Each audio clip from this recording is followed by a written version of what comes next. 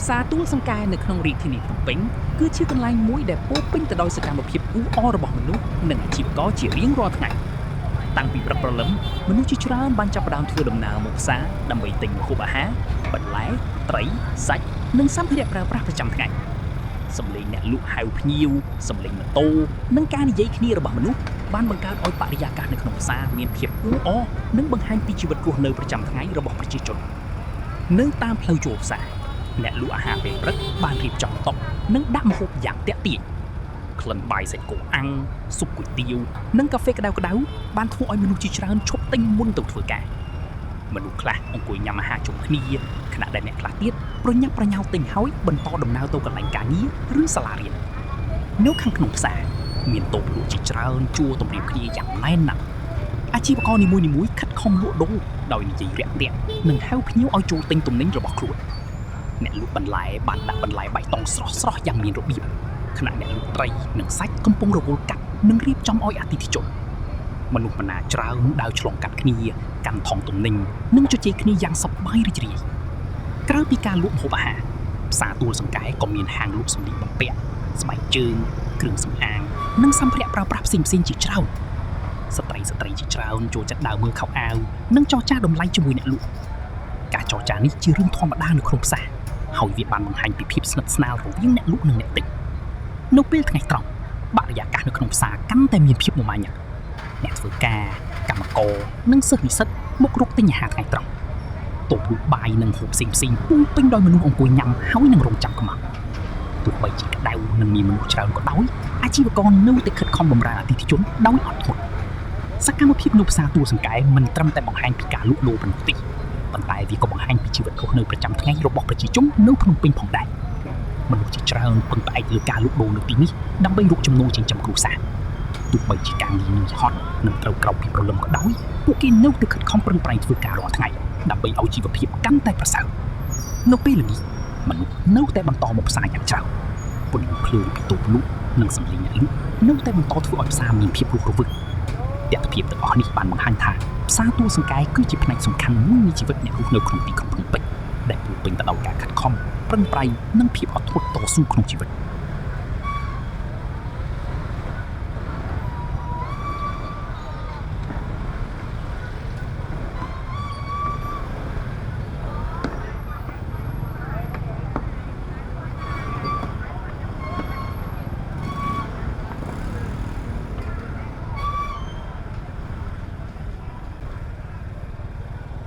ភាពកកស្ទះនៅក្នុងផ្សារគឺជាទិដ្ឋភាពមួយដែលអាចមើលឃើញជារៀងរាល់ថ្ងៃជាពិសេសនៅពេលព្រឹកនិងពេលល្ងាចមនុស្សជាច្រើនធ្វើដំណើរចូលមកទិញម្ហូបអាហារសម្លៀកបំពាក់និងសម្ភារៈប្រើប្រាស់ផ្សេងៗធ្វើឲ្យផ្លូវតូចៗនៅក្នុងផ្សារមើលទៅចង្អៀតនិងពោរពេញដោយសម្លេងអ៊ូអរអ្នកលក់នីមួយៗស្រែកហៅភ្ញៀវដោយស្នាមញញឹមខណៈដែលម៉ូតូនិងរទេះដឹកអីវ៉ាន់បន្តចូលចេញមិនដាច់នៅតាមច្រកខ្លះមនុស្សដើរប៉ះគ្នាទៅមកពិបាករកផ្លូវដើរជាពិសេសនៅពេលដែលមានអ្នកដាក់បន្លែសាច់ឬទំនិញធំចូលក្នុងផ្សារក្លិនម្ហូបអាហារក្តៅក្លិនត្រីសាច់និងសម្លេងជជែកគ្នាបង្កើតឲ្យមានបរិយាកាសរស់រវើកប៉ុន្តែក៏មានភាពរញ៉េរញ៉ៃផងដែរអ្នកខ្លះឈប់ជ្រើសរើសទំនិញយូរធ្វើឲ្យអ្នកដទៃត្រូវរកចាំនិងបង្កការកកស្ទះកាន់តែខ្លាំងនៅខាងក្រៅផ្សារចរាចរណ៍ក៏មានភាពមមាញឹកមិនធម្មតាម៉ូតូឡានតូចនិងតុកតុកជាប់គ្នាដោយសារមនុស្សច្រើនមកទិញអីវ៉ាន់ឬដឹកទំនិញសម្លេងស៊ីភ្លេឡាននិងម៉ូតូលាយឡំគ្នាធ្វើឲ្យតំបន់ផ្សារមើលទៅពោរពេញដោយសកម្មភាពទោះបីមានភាពកកស្ទះនិងអ៊ូអរបណ្ណាក៏ដោយផ្សារនៅតែជាកន្លែងសំខាន់សម្រាប់ជីវភាពរស់នៅរបស់ប្រជាជននិងជាបេះដូងនៃសេដ្ឋកិច្ចតូចក្នុងទីក្រុង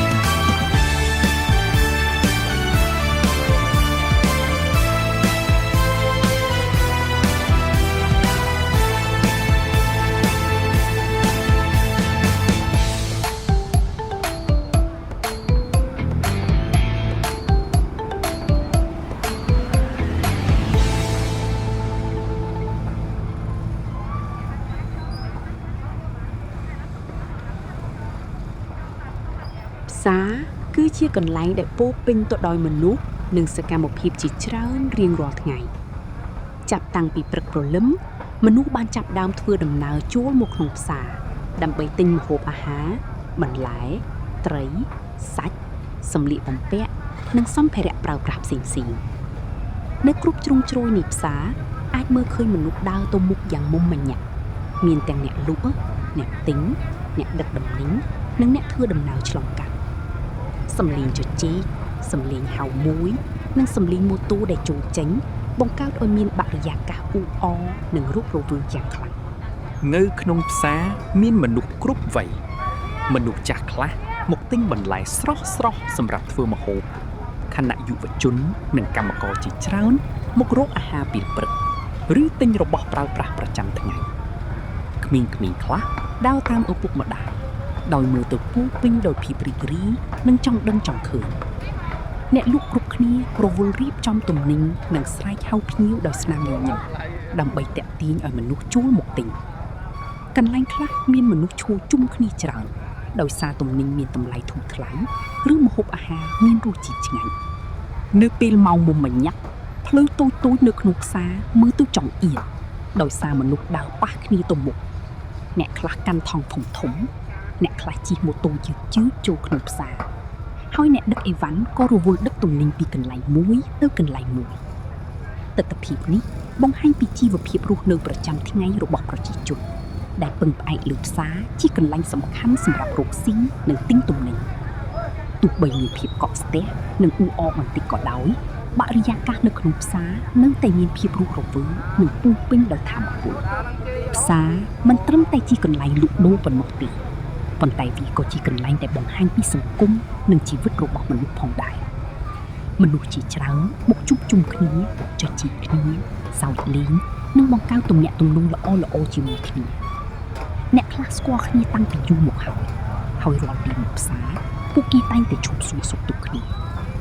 ទិដ្ឋភាពមនុស្សច្រើននៅក្នុងផ្សារបានបង្ហាញឲ្យឃើញពីភាពរស់រវើកនិងការខិតខំប្រឹងប្រែងរបស់ប្រជាជនក្នុងជីវភាពប្រចាំថ្ងៃ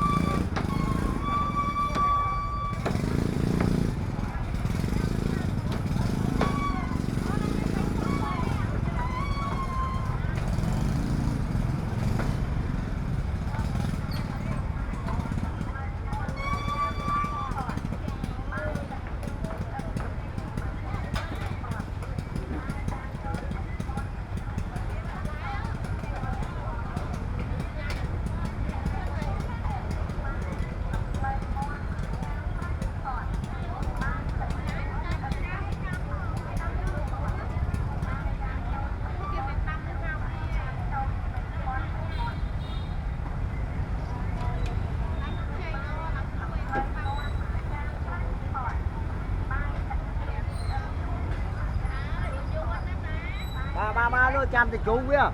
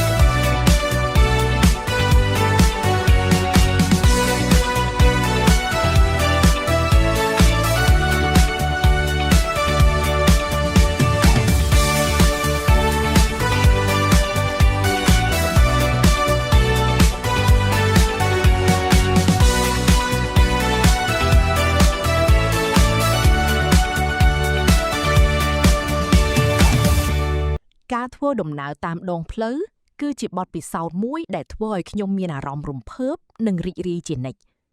រាល់ពេលដែលខ្ញុំជិះម៉ូតូឬធ្វើដំណើរឆ្លងកាត់ផ្លូវក្នុងទីក្រុងខ្ញុំតែងតែមានអារម្មណ៍ដូចជាកំពុងស្វែងរកអ្វីថ្មីៗនៅជុំវិញខ្លួនទិដ្ឋភាពនៅតាមដងផ្លូវមានភាពរស់រវើកនិងពោរពេញដោយសកម្មភាព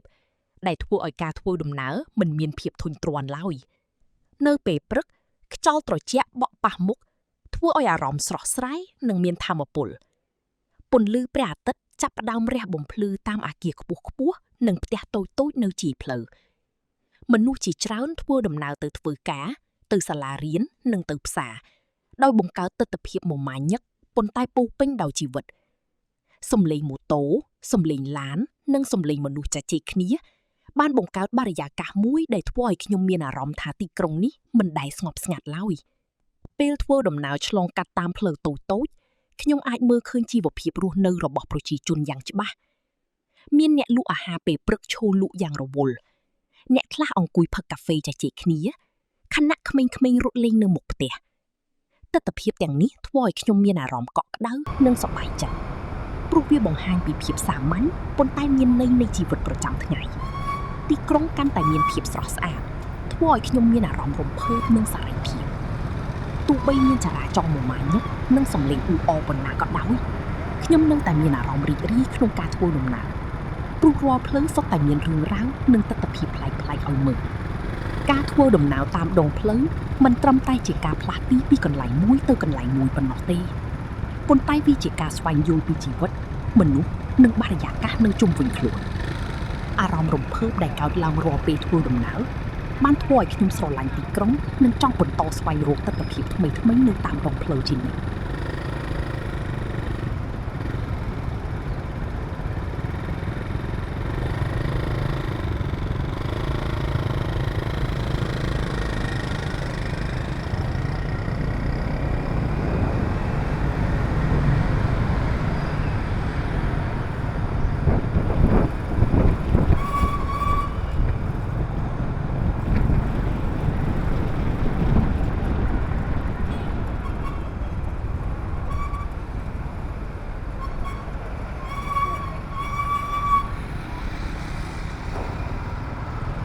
នៅពេលខ្ញុំបើកម៉ូតូធ្វើដំណើរមកដល់ផ្សារសាមគ្គីក្នុងរាជធានីភ្នំពេញ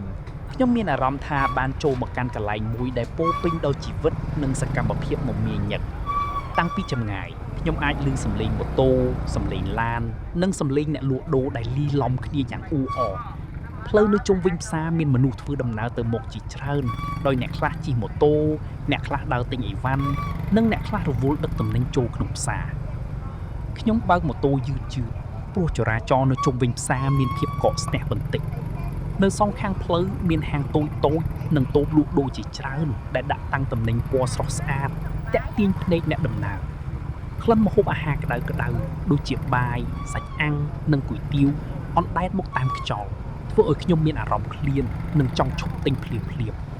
ទិដ្ឋភាពមនុស្សម្នារវល់ចេញចូលផ្សារបានបង្ហាញពីជីវភាពរស់នៅប្រចាំថ្ងៃដ៏រស់រវើករបស់ប្រជាជនក្នុងទីក្រុងភ្នំពេញពេលខ្ញុំរកកន្លែងចតម៉ូតូខ្ញុំឃើញអ្នកចាំម៉ូតូរវល់ទទួលម៉ូតូពីមនុស្សជាច្រើនមនុស្សនៅទីនោះមើលទៅប្រញាប់ប្រញាល់ប៉ុន្តែពោរពេញដោយថាមពលនិងភាពខិតខំប្រឹងប្រែងខ្ញុំដើរចូលទៅក្នុងផ្សារហើយឃើញទំនិញជាច្រើនដាក់លក់យ៉ាងណែនណាស់មានទាំងបន្លែផ្លែឈើសម្លៀកបំពាក់និងសម្ភារៈប្រើប្រាស់ផ្សេងៗសំឡេងអ្នកលក់ស្រែកហៅមួយនិងសំឡេងមនុស្សជជែកគ្នាធ្វើឲ្យបរិយាកាសនៅក្នុងផ្សារកាន់តែមានភាពរស់រវើកការបើកម៉ូតូមកដល់ផ្សារសាមគ្គីមិនមែនគ្រាន់តែជាការធ្វើដំណើរធម្មតាប៉ុណ្ណោះទេប៉ុន្តែវាជាបទពិសោធន៍មួយដែលធ្វើឲ្យខ្ញុំបានឃើញពីសកម្មភាពនិងជីវិតពិតរបស់មនុស្សនៅក្នុងទីក្រុងទោះបីមានភាពអ៊ូអរនិងចរាចរណ៍មមាញឹកក៏ដោយខ្ញុំនៅតែមានអារម្មណ៍រីករាយនិងរំភើបរាល់ពេលបានមកដល់កន្លែងនេះ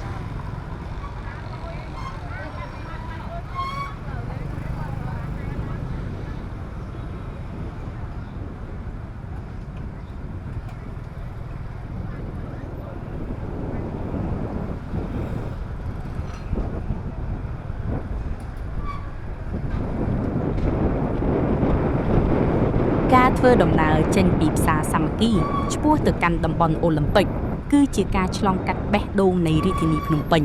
ដែលបង្ហាញឲ្យឃើញនៅទស្សនភាពចម្រុះពណ៌នៃជីវភាពរស់នៅនិងការរីកចម្រើននៃទីក្រុងនេះគឺជាការរៀបរាប់អំពីដំណើរដ៏មមាញឹកមួយនេះ 1. ចំណុចចាប់ផ្ដើមភាពអ៊ូអរនៅផ្សារសាមគ្គីនៅពេលអ្នកចាប់ផ្ដើមចេញដំណើរពីម្ដុំផ្សារសាមគ្គីស្ថិតនៅក្នុងខណ្ឌទួលគោកអ្វីដែលអ្នកជួបប្រទះដំបូងគេគឺភាពរស់រវើកនៃតំបន់ពាណិជ្ជកម្មបែបអាជីវកម្មលក្ខណៈគ្រួសារសំឡេងម៉ូតូឡាននិងអ្នកលក់ដូរដែលរៀបចំទំនិញនៅតាមចិញ្ចើមផ្លូវបង្កើតបានជាបរិយាកាសដ៏សកម្មមួយ 2. តាមបណ្ដោយមហាវិថីនេរុផ្លូវលេខ215ដើម្បីទៅដល់អូឡ িম্প ិកផ្លូវដែលពេញនិយមបំផុតគឺការជិះតាមមហាវិថីនេរុក្នុងកំឡុងពេលធ្វើដំណើរអ្នកនឹងឆ្លងកាត់ដេប៉ូតំបន់ប្រសពដ៏សំខាន់មួយដែលល្បីល្បាញខាងសម្ភារៈសំណង់និងគ្រឿងបន្លាស់សាលាបឋមសិក្សាសន្ធមុខបើអ្នកធ្វើដំណើរនៅម៉ោងចេញពីរៀនអ្នកនឹងឃើញទស្សនវិជ្ជាសិស្សានុសិស្សដ៏ច្រើនកុះករ 3. ឆ្ពោះទៅកាន់ស្ពានអាកាស7មករាបន្តមកទៀតអ្នកនឹងឆ្លងកាត់ស្តុកដេផូននិងបន្តទៅកាន់តំបន់សញ្ញាចរាចរណ៍ដែលជិតដល់ស្ពានអាកាស7មករានៅចំណុចនេះអ្នកចាប់ផ្ដើមមើលឃើញនឹងការផ្លាស់ប្ដូរពីតំបន់លក់ដូរតូចៗទៅជាតំបន់ដែលមានអគារខ្ពស់ៗនិងមជ្ឈមណ្ឌលពាណិជ្ជកម្មទំនើបៗ 4. មកដល់គោលដៅតំបន់អូឡ িম্প ិកនៅពេលមកដល់ម្ដុំអូឡ িম্প ិកអ្នកនឹងត្រូវបានស្វាគមន៍ដោយផ្សារអូឡ িম্প ិកមជ្ឈមណ្ឌលលក់ដុំសម្លៀកបំពាក់ដ៏ធំជាមួយក្រុមពហុកីឡាដ្ឋានជាតិអូឡ িম্প ិកសំណង់និមិត្តរូបនៃស្ថាបត្យកម្មខ្មែរទំនើបដែលជាកន្លែងហាត់ប្រាណនិងរៀបចំព្រឹត្តិការណ៍កីឡាធំៗការរីកដុះដាលនៃខុនដូតំបន់នេះសម្បូរទៅដោយអគារស្នាក់នៅខ្ពស់ៗដែលបង្ហាញពីភាពស៊ីវិល័យនៃរាជធានីភ្នំពេញនៅពេលបច្ចុប្បន្នការធ្វើដំណើរពីផ្សារសាមគ្គីទៅអូឡ িম্প ិកទោះបីជាមានចម្ងាយមិនឆ្ងាយខ្លាំងប្រហែល3ទៅ4គីឡូម៉ែត្រប៉ុន្តែវាជាដំណើរមួយដែលឆ្លុះបញ្ចាំងពីដង្ហើមនៃទីក្រុងភ្នំពេញវាជាការរួមបញ្ចូលគ្នារវាងផ្សារបែបប្រពៃណីភាពមមាញឹកនិងការអភិវឌ្ឍទីក្រុងយ៉ាងឆាប់រហ័ស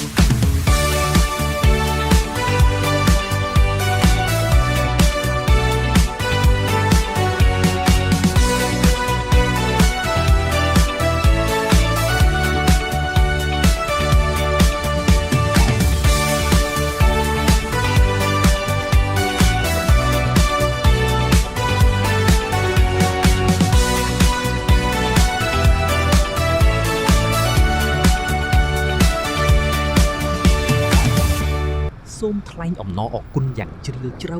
ដល់បងប្អូននិងមិត្តអ្នកទស្សនាទាំងអស់ដែលតែងតែគាំទ្រតាមដាននិងផ្ដល់កម្លាំងចិត្តមកកាន់ខ្ញុំជានិច្ចការចូលមើលការចែករំលែកនិងមតិយោបល់របស់បងប្អូនគឺជាកម្លាំងដ៏ធំមួយដែលជួយឲ្យខ្ញុំមានទឹកចិត្តបន្តបង្កើតវីដេអូនិងមាតិកាល្អៗជូនទស្សនិកជនទាំងអស់ខ្ញុំពិតជាសប្បាយចិត្តណាស់ដែលមានឱកាសបានចែករំលែកទស្សនវិជ្ជាជីវិតការ ធ្វើដំណើរនិងសកម្មភាពផ្សេងៗនៅក្នុងទីក្រុងភ្នំពេញជូនបងប្អូនបានទស្សនាការគាំទ្ររបស់បងប្អូនម្នាក់ៗគឺជាកម្លាំងជំរុញឲ្យខ្ញុំខិតខំបន្តអភិវឌ្ឍខ្លួននិងបង្កើតអ្វីថ្មីៗឲ្យកាន់តែល្អជាងមុនប្រសិនបើបងប្អូនពេញចិត្តនឹងវីដេអូនិងមាតិកាដែលខ្ញុំបានចែករំលែកសូមកុំភ្លេចជួយចុច like comment share និង subscribe ម្នាក់មួយផងដើម្បីជាការគាំទ្រនិងលើកទឹកចិត្តដល់ channel របស់ខ្ញុំការគាំទ្រតូចមួយពីបងប្អូនអាចផ្ដល់កម្លាំងចិត្តយ៉ាងធំធេងសម្រាប់ខ្ញុំក្នុងការបន្តដំណើរទៅមុខសូមអរគុណពីចិត្តម្ដងទៀតហើយសូមជូនពរបងប្អូនទាំងអស់ឲ្យជួបតែសុខភាពល្អសំណាងល្អនិងមានភាពរីករាយជានិច្ចជួបគ្នានៅវីដេអូក្រោយៗទៀតសូមអរគុណ